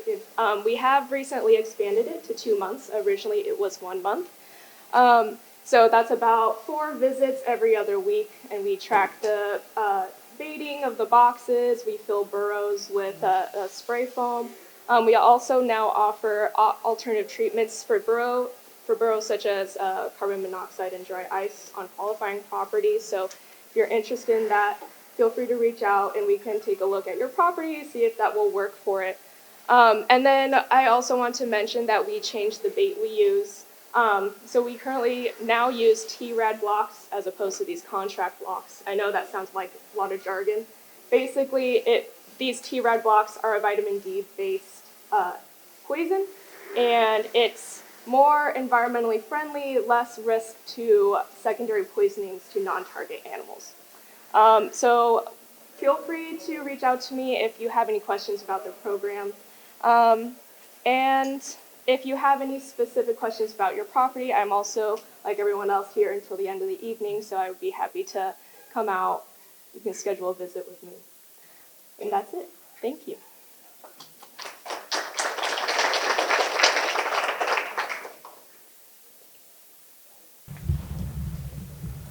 Hi, Alicia. I haven't seen you in a while. So I live on Avon Street. I brought this up at the meeting last year where I saw rats about a quarter way down the street coming from Central. Part of the reason was the apartment blocks beside me had a dumpster, a lot of trash, and I was told we'll look into it. Then I got rats. And it's very annoying because this was preventable and nobody did anything about it. Now since then you've come out and I talked to you and my neighbour and stuff like that, I still have a dumpster which is illegally licensed beside us. I brought it up with Ben a couple of weeks ago. And the idea is that you're increasing enforcement on the dumpster. But these people are still trashing. It's an apartment block. Nothing has been done about it. Now, when that's been done in my apartment or my house, there'd be a lien put on me. But it seems these people are being left have their trash every month, and it's led to rats. Last month, I called the city because I walked out to my car at 8 o'clock in the morning. There was a rat just outside my driveway, still breathing, but dead, well, almost dead. And it's just ridiculous. I mean, we brought in this electrocution program. We've heard nothing about it. You put traps on. The last email I got off you was in May. And the thing is, are the traps going to stay there? Like, I'm sure the poison is gone at this point, but I mean, do we just have these black boxes all over the city now and they're left alone to just become another piece of trash? I mean, what's really happening? Yeah, so in terms of that, thank you for that question. So in terms of that property specifically, we have been issuing violations. But it's 5 years. They did have a license in the last year. It has since expired, and I've been reaching out to them to renew it. We have been issuing tickets for illegal dumping and overflow and unlicensed dumpsters. I've been reaching out to the owner to get a dumpster's license. We've also put a smart box on that property as well. We did since remove it, I believe, last month, just to look at other locations on how we're testing those boxes. But I also actually happened to go out to the street today to also issue or ask our code enforcement officers to issue another violation because we haven't seen any changes. And when stuff like this happens, we tend to, I will consult with our director and our legal department to see if we can take any next steps, especially when violations go unpaid, things like that. We have to follow that process in order for it to, we don't want to escalate things, but when it's necessary, we will take that step.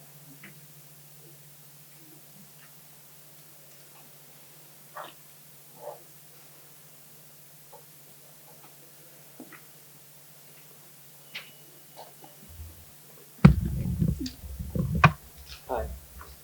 You talk about assisting residents with resident properties and rat problems. Speak into the mic. You speak about residential assistance, but what about city-owned properties? And so I'm thinking about places like Milk Row Cemetery, where it's a haven for rats, and you see burrows everywhere, but we don't see any attention being paid there. And then that's just breeding grounds to then move into residential neighborhoods. Mm-hmm. Yeah, absolutely. So for city-owned properties, we do contract out with a pest control company. ISD works closely with the Public Works Department to address concerns. We do walkthroughs of certain areas, especially parks and schools, in order to provide a consultation on things that they need to do. So I'm definitely happy to work with the Public Works Department about that. You said it was the Milk Cemetery? That's one example. Yeah, okay. I'll their put that on numbers. my list and bring it up to their attention as well, so we can see what next steps we can take and develop an IPM plan for that.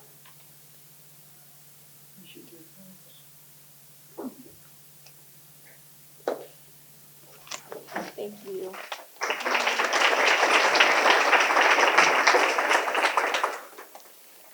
So that concludes our final presentation of the evening.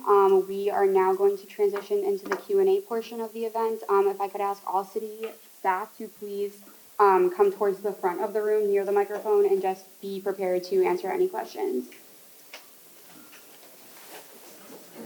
Please note that if we do not get to your question tonight, you can email your question to cm@somervillema.gov, and we will be sure to get that directed to the appropriate department.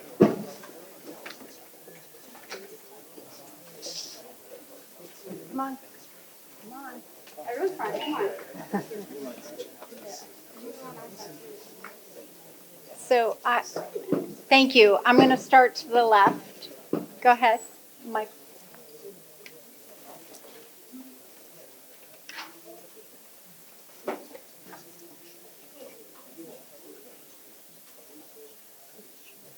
Hi, I have a question for Roberta about the CPA ballot question. I think it's a great initiative, but I'm curious, there was nowhere online I could find about what the value used to determine what is like an average condo owner cost, because we did the math of roughly how much we would pay based off of our property bill or property tax, and it was close to 4 times higher than what this average was. We do not yet have the property tax exemption, which I know would bring that bill down a lot. But yeah, I'm just curious, there was no way that actually really showed the numbers to show that average increase per person, and I'm wondering if that information can be made available or just how people can calculate that on their own. So this was provided by the assessing department, prepared that an analysis of the average cost, and it does take into account the residential exemption and I think mainly the residential exemption that applies to a lot of properties across the city. So if your property doesn't fall under the residential exemption, then the calculation would come out differently as to what the price would be. So whatever the current tax bill is, in fact, if you see on your current tax bill, CPA surcharge is listed. So we're looking to double the current CPA surcharge. So whatever the current CPA surcharge is on the property, you can estimate what the impact would be by adding that amount again.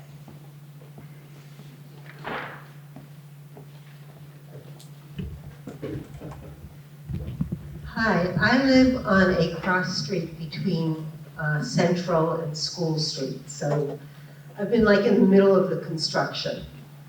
And I know you talked about coordinating and only digging up once, etc.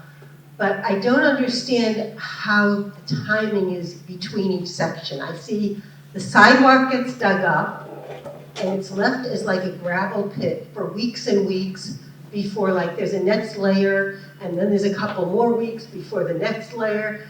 And I don't know why this takes, it should only take a week. In the meantime, I'm sometimes avoiding mud.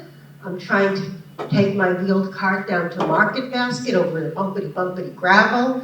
I'm glad I'm not pushing a stroller or traveling in a wheelchair. I just don't see where the coordination is and why each section has to have this long rest period. Sure, that's a great question once again.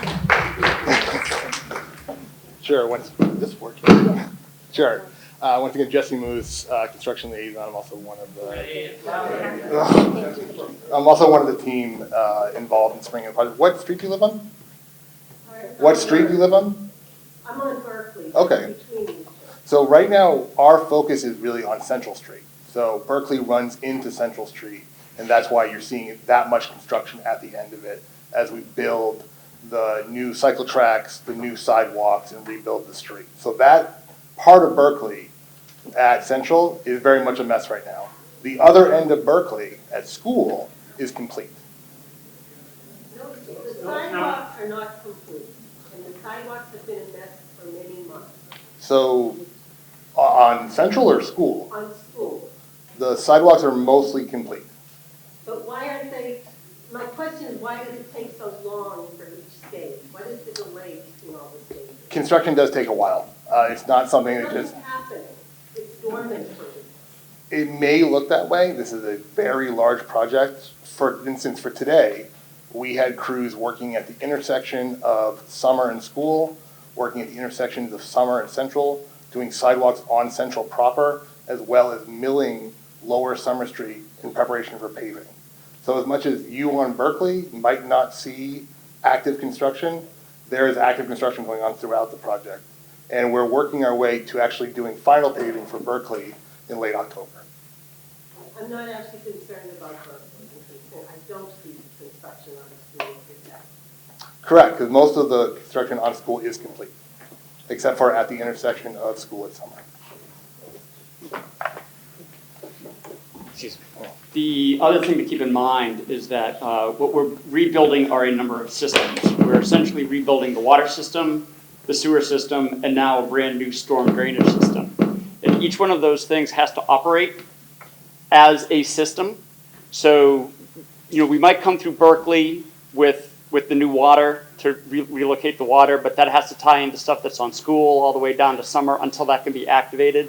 Then we can come back and do the sewer, work that system down from one network pipe to the next network pipe, then the stormwater.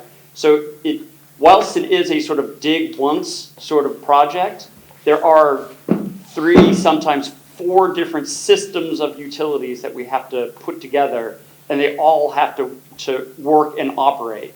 Moreover, we can't retire the old stuff because we can't just evacuate Spring Hill. Like, it would be a lot faster if we could just relocate everybody, go in there and not provide any utility services. So we have to maintain the old utility service, replace it, reconnect it, and for each one of those utilities. So that the motion gets moved around a bit. I'm done.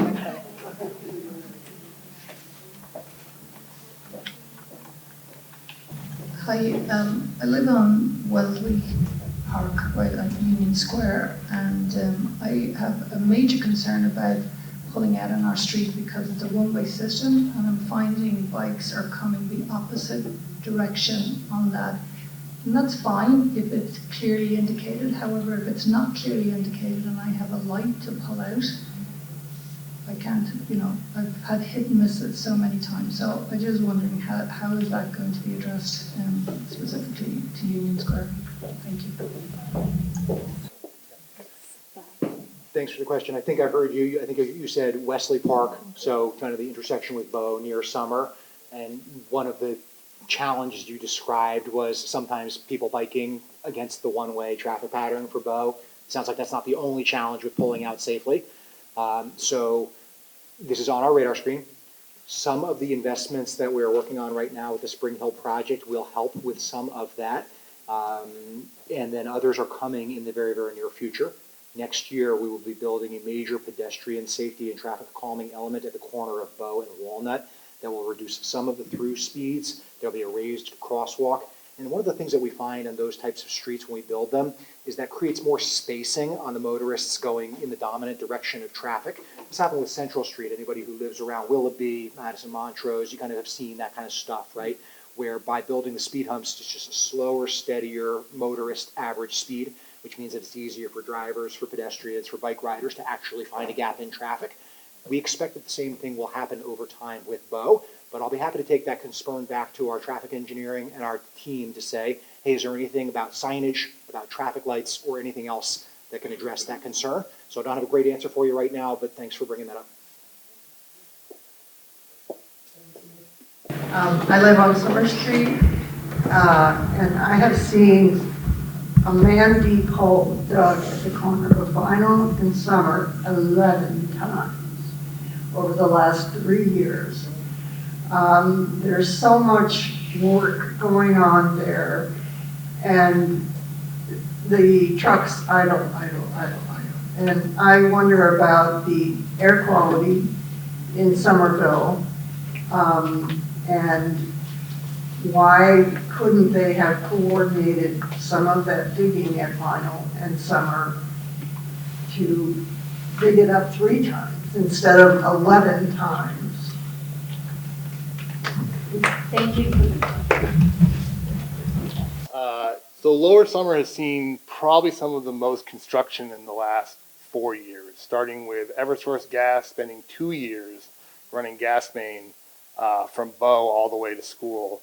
One of the reasons that took a while is they had to coordinate with our consultant to kind of figure out where the gas main would go versus the new structures in the ground, and that took much more time than if you're just putting a gas main in the street.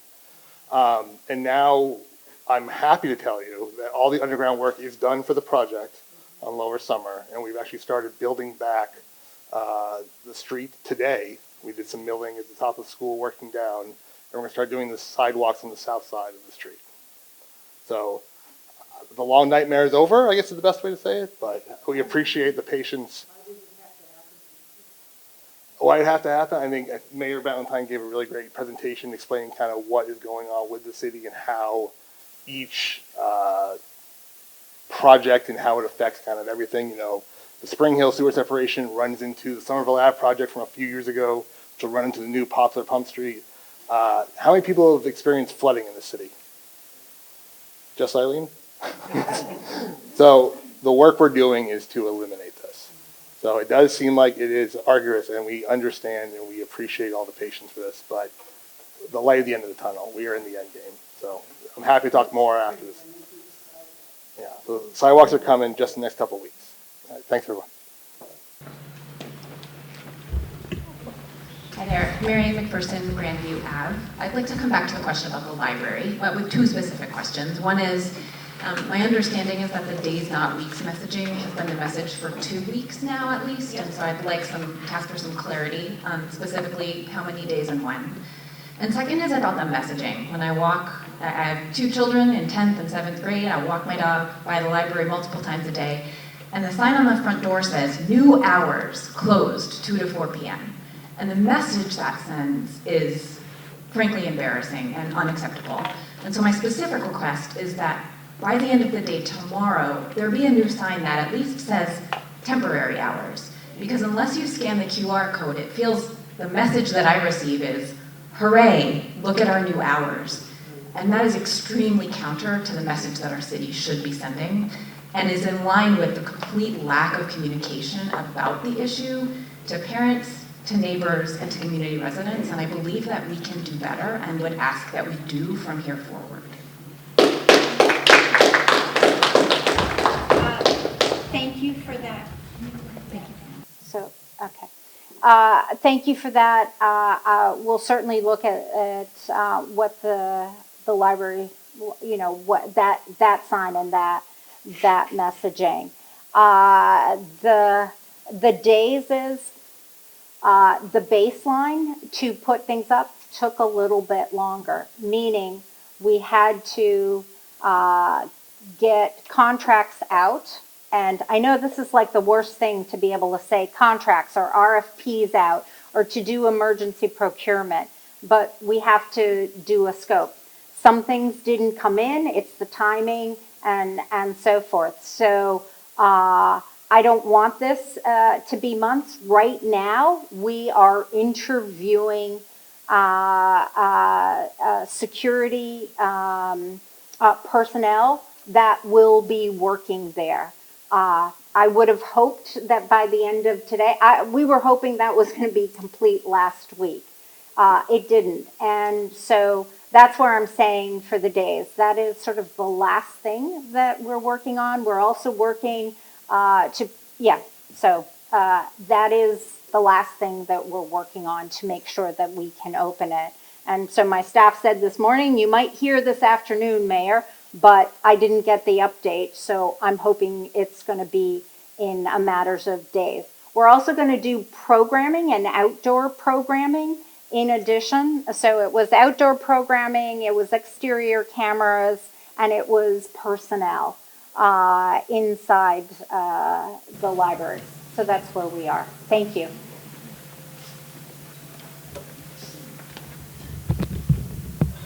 Thank you so much. I'm Dan McKinnon. I live on Berkeley Street. My question is for Brad Rawson, and it has to do with pedestrian safety. I'm a pedestrian everywhere I go in the city. I go by foot. Same is true for the rest of my family. And the thing that really frightens us is cyclists. Specifically, the problem is that a significant minority of cyclists, when they see a red light and a walk signal, they will proceed through the intersection at full speed, not realizing that in Somerville, the walk signals apply in both directions simultaneously, so there may be pedestrians trying to cross that street. And I wonder if there's signage that we can do to help educate cyclists about this. The particular intersections that are most frequently frightening for my family are School and Somerville, right by Market Basket, and then Park and Beacon, which is on my way to work. Thank you. Dan, thanks for the question. I'm just writing down those specific locations. We've been talking about this for a couple of years now in terms of education, enforcement, social norms. We want to keep everybody safe, and that starts with the slowest moving, most vulnerable user. Typically, that's people walking, using wheeled mobility assistance devices, whether it's a stroller or a wheelchair, as was noted earlier. People biking are a close second, but higher center of gravity, often higher speeds. So this is a very tricky issue, right? And folks who were here last year remember some back and forth among audience members. Some people saying, can we get more enforcement, please? And other people saying, no, no, no, no. The thing we should worry about is enforcing motor vehicle traffic violations. There's no great answer here. I do want you to know that Somerville Police Department has been doing a lot of stop and citation work, which has both benefits and drawbacks. A lot of educational, non-monetary fines have been issued to people biking for things like rolling through stop signs. But I also want to note for all of my fellow cyclists, and I get around the city all four ways, bike, bus, walk, drive. There's a nice way to do that, and there's a really crummy way to do that. Going through a red light or a stop sign at full speed, if there's a pedestrian anywhere near you, is, in my view, very selfish and very ignorant. Coming to a stop, making eye contact, letting the pedestrian phase clear, and then slowly and safely proceeding is often, again, an evidence-based way to improve safety. Think about all the high-conflict left-hand turns out there. There are, every Somerville neighborhood, and people biking have a legitimate fear that they're going to be run over by somebody looking at their phone who, steps on the gas pedal. So again, done right, it can be safe and respectful as neighbors. The City of Somerville does education for bike riders. We do mailers with parking permits, we do PSAs, we do signage. This is something we want to continue to get better at. These tensions exist in Boston, they exist in Cambridge, and increasingly they're existing in places like Medford and Arlington. So I'm not trying to minimize your point, Dan. This is a pain point for all of us. But at the end of the day, we're all just trying to get somewhere safely, no matter how we get around. And it's terrifying for a motorist or a pedestrian to be caught by surprise by somebody biking, in the same way it's terrifying for a person biking to say, oh my gosh, that person just opened their door into the bike lane on Somerville Avenue. And this happened to me recently. I've had bike crashes. For the first time in 17 years, this is a very humbling and complex environment, and we are really trying to use every tool in the box to educate folks and get safe, responsible behavior by all users.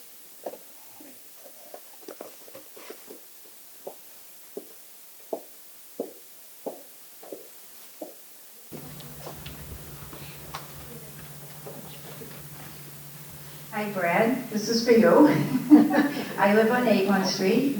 I've left a couple of messages. I'm inquiring about the 85 bus, which is the only transportation in the city that goes from that area to East Cambridge to MIT area.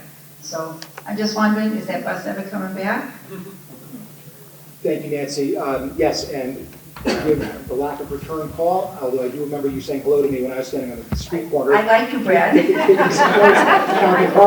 just wanted to know what was going on. So 85 bus is coming back.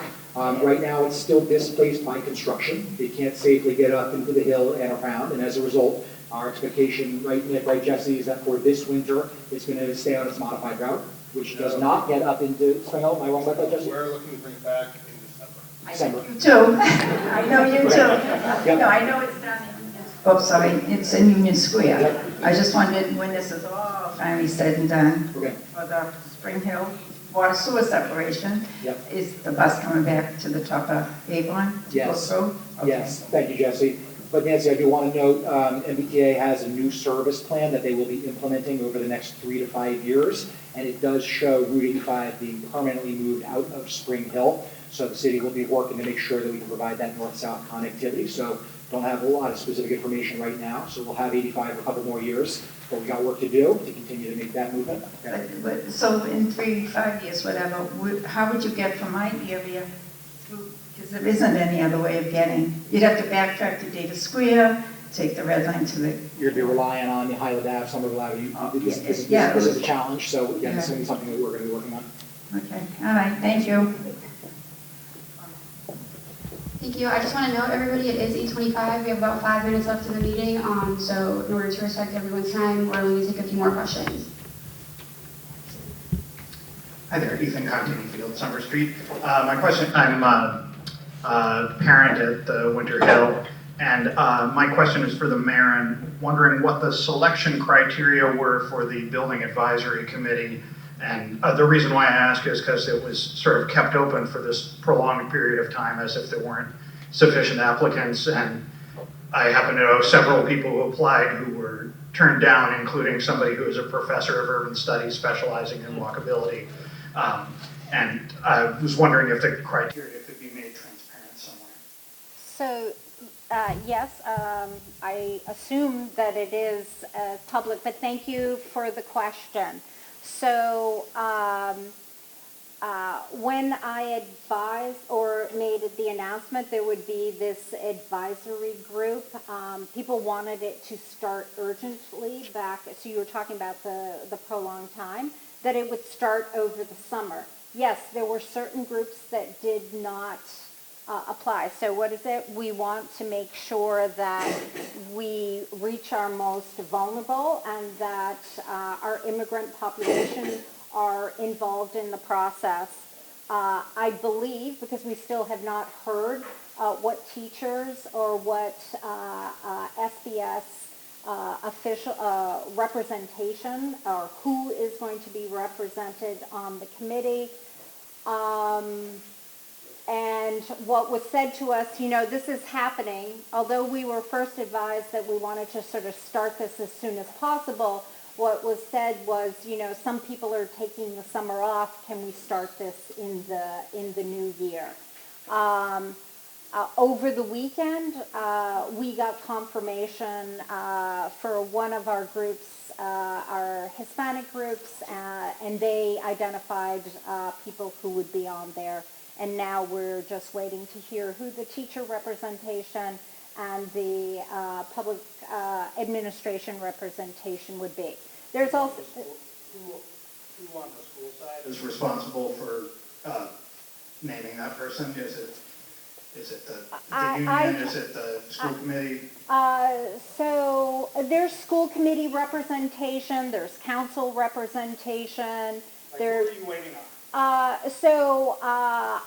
To be honest with you, I'm not sure if it's the union president or if it's through the school, like it's the principal or asking out to the school community who should be represented on that.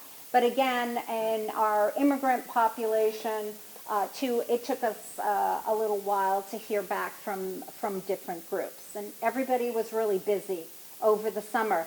The big picture is nothing has slowed down. It's not affecting the MSBA process and the feasibility. And I guess, let me just say that. I was looking for Rich Raish, but that is the big picture. The MSBA process is going along. We're in the eligibility phase. Once that is complete, remind me when that's completed? We should be going to the board in December. Okay. We don't have an exact date. And then after that is the feasibility stage, which is going to be about a year? About 18 months. Yeah, a year and a half. So it's during that time is when we need the input from the advisory committee to work through these bigger questions. But their information is going to help in the the feasibility, big picture stage. The advisory committee is going to be a year. That was it. It was about a year. And so this is, September, so depending on how quickly they move, could it be end of the academic year, or does it go into the summer of next year? But it does not impact the timeline in any way. There's sort of parallel advisory groups going on at the same time. Thank you. Final question for the evening? Hi, my name is Maggie Norcross Devon. I live on Summer Street. I am a family member of the Somerville Municipal Employees Association, the union, that's been without a contract for over 800 days.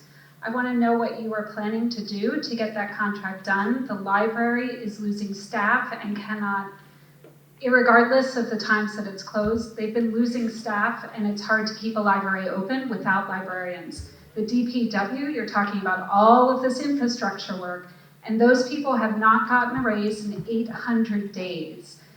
City workers got a raise, and you also got a raise. No, I did not. You did not. No. I apologize. Other city workers did receive a raise. You have the municipal employees who are some of the hardest working people in this city. You campaigned on a promise that employees would get fair wages, and that has not happened. I want a direct answer, because I have asked this question several times before, on your plan to ensure that city workers who keep this city running are being paid a fair wage. Thank you for the question. I agree with you wholeheartedly. To date, we have settled 4 contracts. And this is the process that we went through, is we want to make sure that people who want to work here can stay here and get equal pay for equal work. So if they decide to move away from the city, it's not because of pay. It might be some other reason. So at the beginning of the negotiation process, this is public information, we said, well, how do we make sure that people get paid for the work that they're doing? So we said, we want to do a wage compensation. And our union partners agreed with that. What they said to us is, what do we need to do? We said, well, we need to make sure that the job description for all the employees are up to date. The unions agreed with us. They said they would pause so we could do this step. And so we asked, do you want to write the job descriptions, or do you want us to write the job descriptions? And it was agreed that they wanted us to write the job descriptions. The job descriptions then went back to all the supervisors, and everybody agreed on what the job description was going to be. That took a little bit of time and back and forth, and so to make sure that the job description was done, we hired a consultant. The consultant then did a market rate analysis and said, what do our competing communities pay? What is the market pay for this particular job? And we did that, and the numbers have been, I'm hesitating a little bit just to make sure I get my language, because union negotiations, unless it's been decided upon publicly, is that all the details are kept confidential. So the equal pay for equal work, the most recent contract that we settled, to give you an example, is our E911 call center. So we have a call center at the fire department, and we have a call center that deals with fire, and we do with police. We did the job descriptions, and guess what we found out? We found out that the jobs were similar. When you just did it on the jobs, you don't put people's names, you just do what do you do. But guess what? The equal pay for equal work. We're talking about dismantling and changing the system and not dealing with the status quo anymore. It showed that fire alarm, as it's called, was being paid $30,000 more than E911. Equal pay for equal work. So you might want to ask yourself, how did that happen? I would say what's interesting about that is the people who historically have worked in E911 happen to be female. The people who worked historically in fire alarm happen to be majority male. This is 2024. It's equal pay for equal work. And this is an example of us righting the ship. And the most recent contract was at the city council meeting 2 weeks ago. You can see the video on that. Is we brought those up so they were together. The same strategy has worked on the for all unions. So different unions are at different places. I would say if you have specifics, it is the unions that you need to talk to about. But that is the strategy, and we have, again, we've settled 4 contracts. Some of the others, we're in the process of. But in terms of talking specifically about what's happening, it's against the rules of negotiation to talk specifically of what's happening. I can say publicly, I have never been told that we are not bargaining in good faith. Thank you. And with that, we have reached the conclusion of our City Hall community meeting tonight. Please remember that if we did not get to your question this evening, you can email it to cm@somervillema.gov and we will get it over to the appropriate department for you. Thank you all so much for coming and take care.